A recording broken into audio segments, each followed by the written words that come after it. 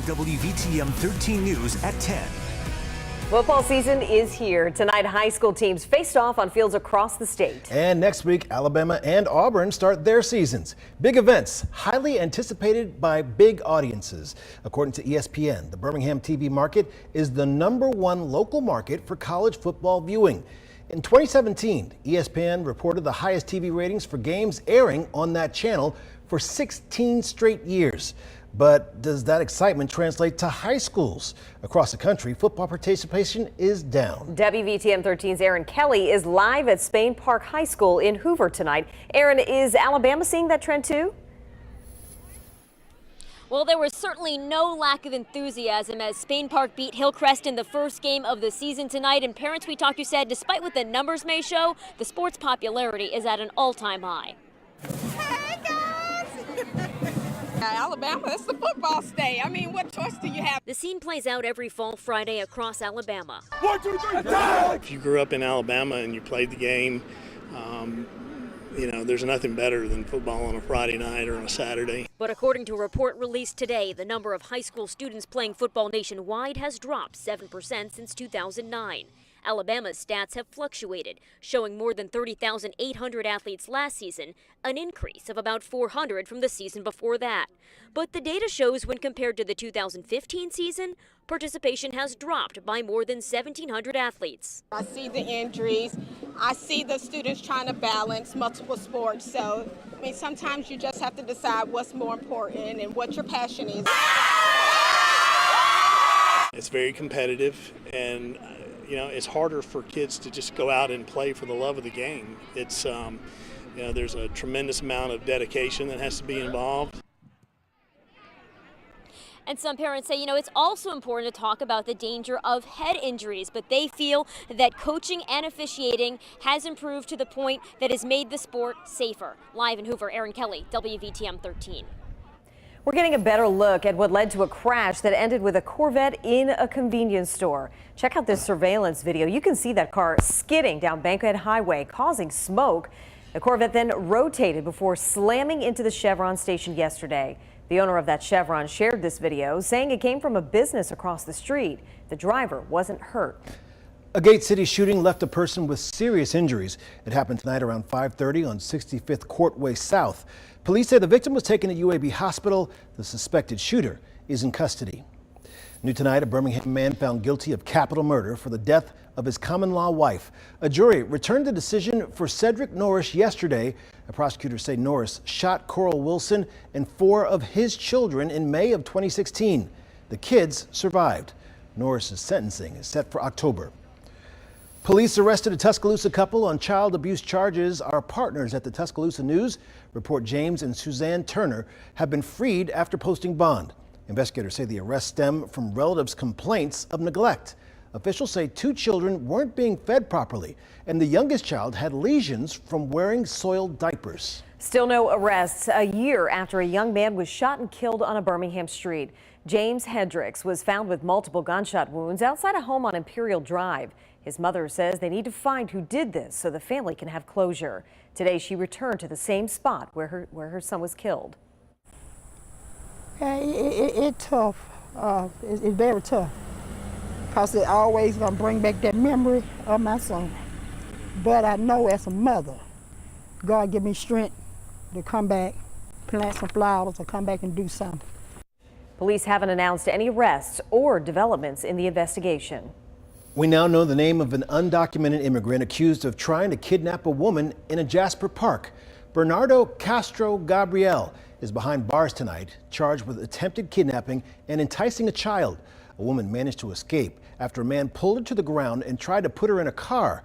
Police say the suspect is from Guatemala and has been in the country for 4 to 5 years. Jasper's police chief says safety is their top priority. The city is determined we're going to make it as safe as possible. We have increased patrols in the areas and our officers getting out and walking the parks.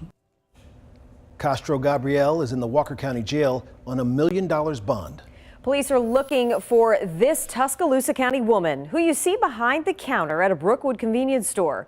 Police say not only did Amanda Green steal cash from a safe, they say she also took money from a donation jar meant to help with funeral expenses for a regular customer. As far as, somebody raising money for a funeral, my God, what's this world coming to? It's just unreal. Brookwood police say they've been to Green's home and other places she visits, but have had no luck finding her. New tonight, Mobile County settled a lawsuit with a former inmate paralyzed during a fight with a corrections officer. The county's attorney says they settled with Brandon Jeffries for $800,000. Jeffrey was living at a mental health facility in 2015 when he was arrested and charged with assault. He fought with corrections officers while in jail and was paralyzed from his injuries.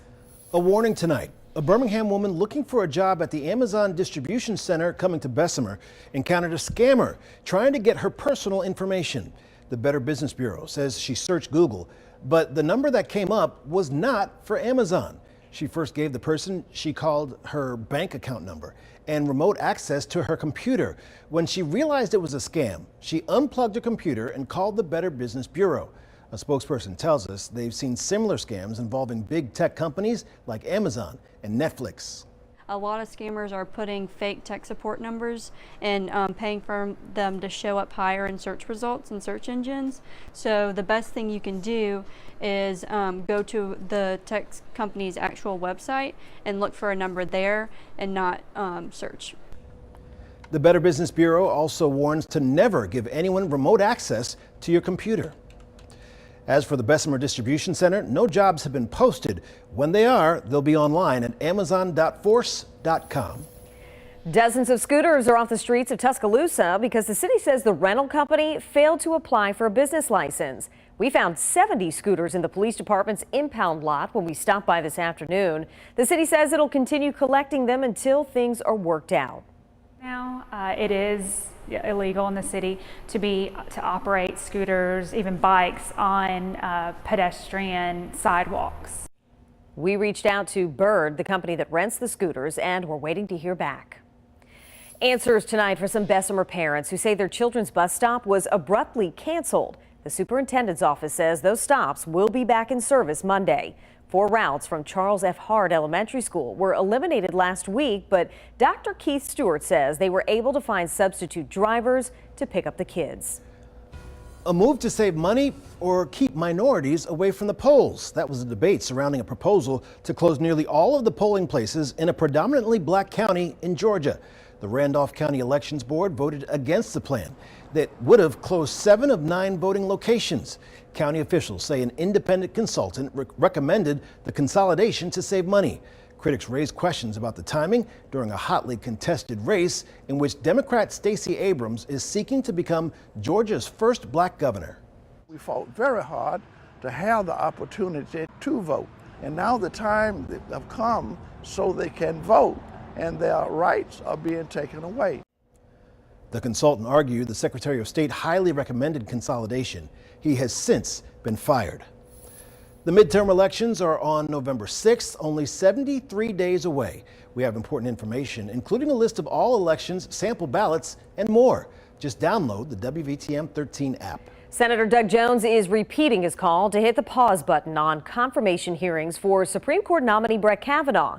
The Alabama Democrat said today he wants to see the full documentation from Kavanaugh's work in the White House. The National Archives estimates that will take until October, but Republicans want to hold hearings in September.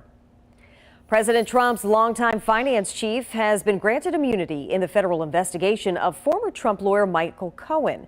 Prosecutors say Alan Weisselberg signed off on a Cohen invoice for legal services that was actually reimbursement for money paid to Stormy Daniels. Weisselberg has been a Trump confidant who started working for the family in the early 1970s. President Trump says that he's directed Secretary of State Mike Pompeo to delay a trip to North Korea. The president feels there's not enough progress on denuclearization. He tweeted he doesn't believe China's helping with the effort to rein in North Korea because of more pressure by the U.S. on trade with China. Tonight, tributes and prayers pouring in from all over the country for Senator John McCain. The Arizona senator's family announced today he would no longer seek medical treatment for an aggressive form of brain cancer. His colleagues in Congress are recalling McCain's lifetime of service, the years he spent as a POW in Vietnam, and the respect he's garnered in the Senate as a national leader.